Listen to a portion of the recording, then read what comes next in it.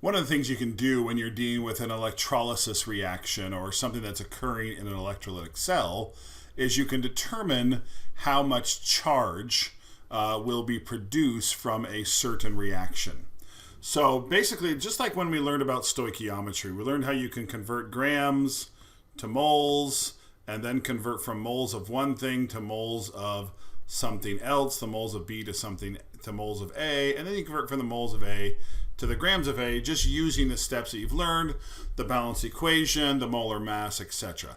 This is something pretty similar to that, in that you can use the masses to get the mass of whatever you're starting with to figure out how much of a charge you're going to find.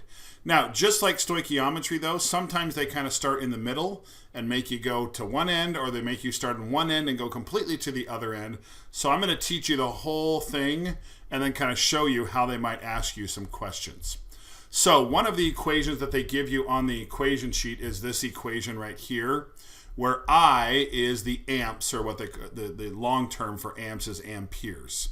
Okay, and Q is the charge measured in what are called coulombs, and T is the time. So another way of looking at it is looking as an amp equals a coulomb per second. So if they want to know the coulombs and you know the amps and the seconds, you would just multiply those two together to get the coulombs. Okay, or if they're looking for the amps though, then you obviously take the coulombs and divide by the seconds. So an amp is a coulomb over seconds. Okay, now typically, so a lot of times what they do when they start these problems is they'll give you the amps and they'll give you the time in seconds, or maybe minutes or hours, and you have to convert to seconds, okay? Because a coulomb, if you rearrange this, a coulomb is equal to an amp times the second. So amps times seconds equals coulombs. So a lot of times they'll give you the amps and the time at the beginning, and the first thing you have to do is you have to find coulombs.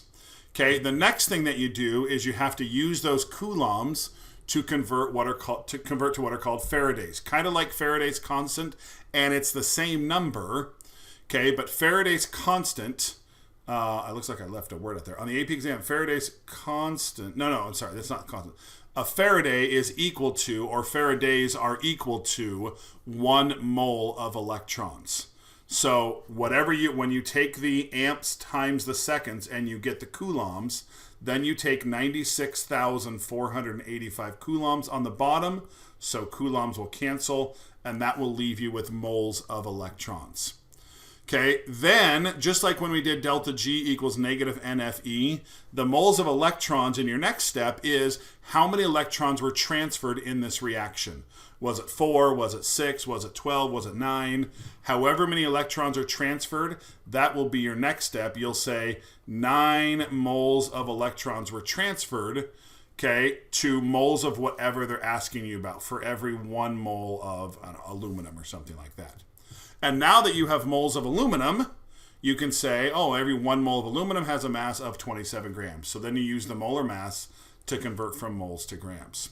Okay, so think of it as like a stoichiometry problem. Okay, think of it you starting here, and then you're going to moles. And then instead of going from moles of one thing to moles of something else, you're going to the number of moles of electrons that are transferred in that reaction. Okay? So here's kind of just using real numbers, well, mostly real numbers.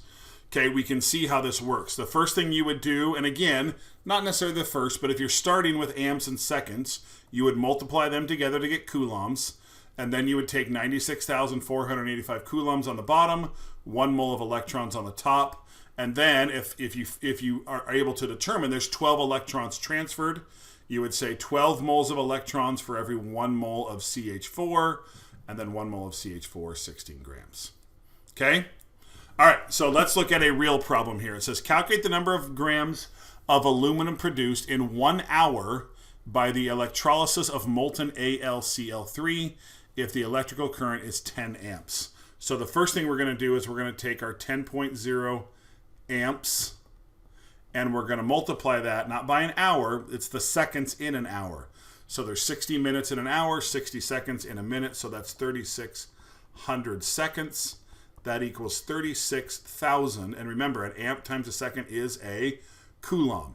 So that's 36,000 coulombs. And then we can say there's 96,485 coulombs, and I kind of abbreviate with just a big C, in 1 mole of electrons. Okay, and then let's think about this.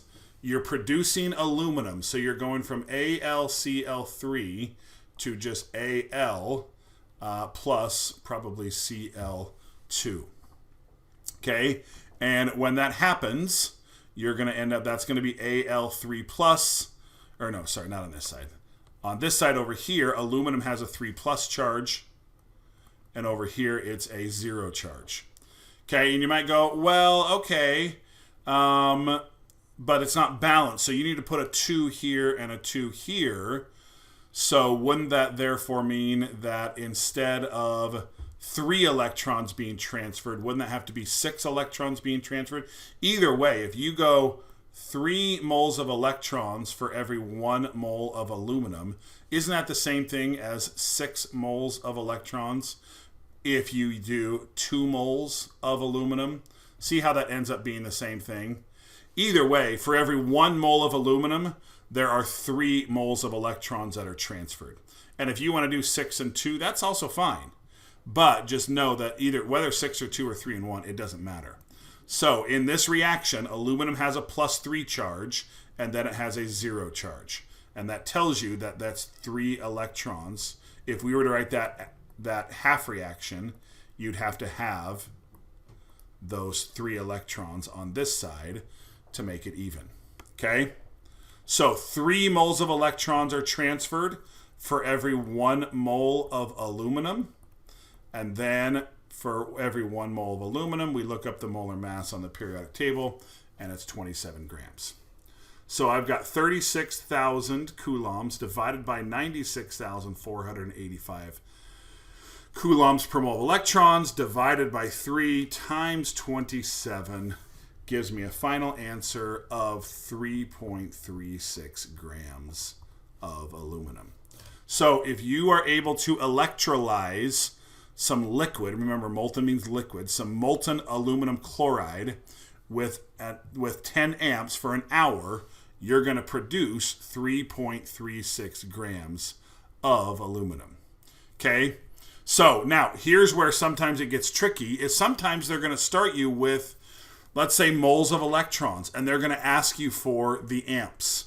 Okay, just like with stoichiometry, they don't have to start you at grams, and you don't have to go all the way to grams sometimes. Sometimes they might start you right here. They might start you with coulombs.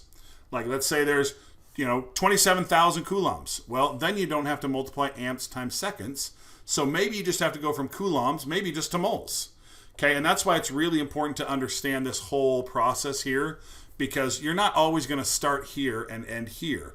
You might start here and you might end here. It just depends on the type of question that they ask. So make sure you read that really carefully and use this here when you're answering questions for now to know, okay, where am I starting? Oh, I'm starting here, and I need to maybe all the way to here. Or maybe it's literally just from here to here. Okay, it just depends. How do they ask the question? What information are they providing to you? And then what are they asking you for?